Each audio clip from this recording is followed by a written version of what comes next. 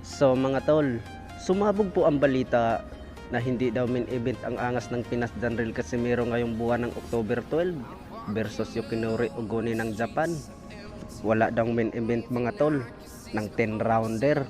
Ang main event daw mga tol ay si Froilan Saludar versus Kurihara na may nakataya ng Oriental Pacific Boxing Federation Bantam at 12 rounder daw sila.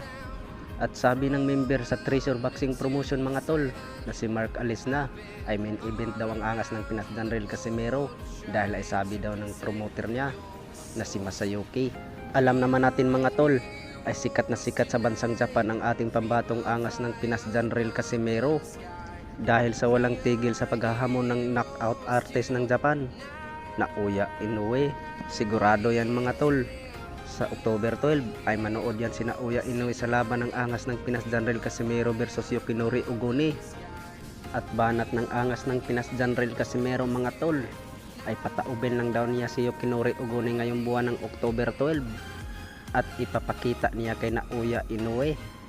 Sigurado yan mga tol ay magaganap na yan ang The Monster ng Japan Naoya Inoue at ang angas ng Pinas Janril Casimero sa susunod na taon.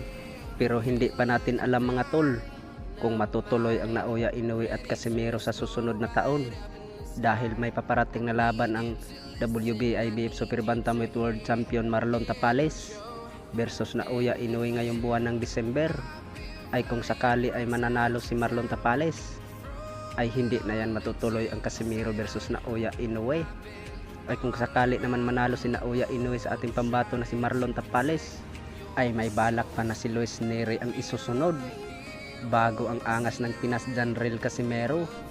Higit dyan mga tol ay marami talagang nag-aabang sa laban ng Casimero versus Inoue.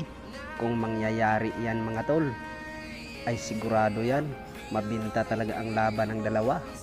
At alam naman ng karamihan mga tol at nakita naman sa dating upload natin kung gaano katakot si Naoya Inoue sa ating former 3 Division World Champion angas ng Pinas Janril Casimero.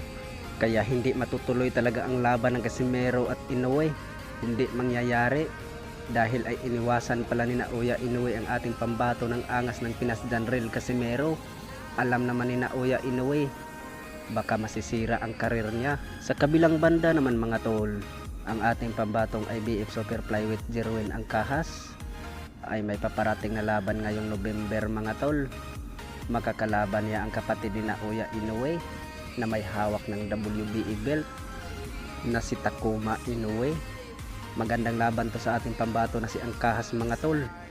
Maganda sana pag masungkit niya ang panalo ng WBA belt para magiging 2 division ang ating pambato. Hindi lang magkukumpiyansa ang ating pambato na si Jerwin Angkahas kay Takuma Inoue dahil ay malakas din itong si Takuma Inoue mga tol. Kung gaano kalakas si Naoya Inoue ay ganon din kalakas si Takuma Inoue. Alam naman ng karamihan mga tol ay lahat ng nakakalaban ni Naoya Inoue ay puro bagsak.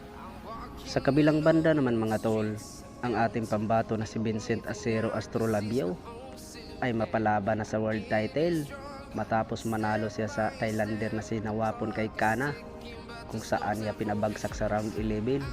Nakuha ang panalo ni Vincent Acero Astrolabio mga tol ng round 11 technical knockout at number 1 contender na po siya sa WBC mga tol.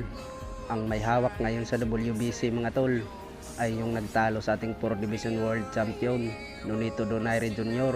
itong si Alexandro Santiago.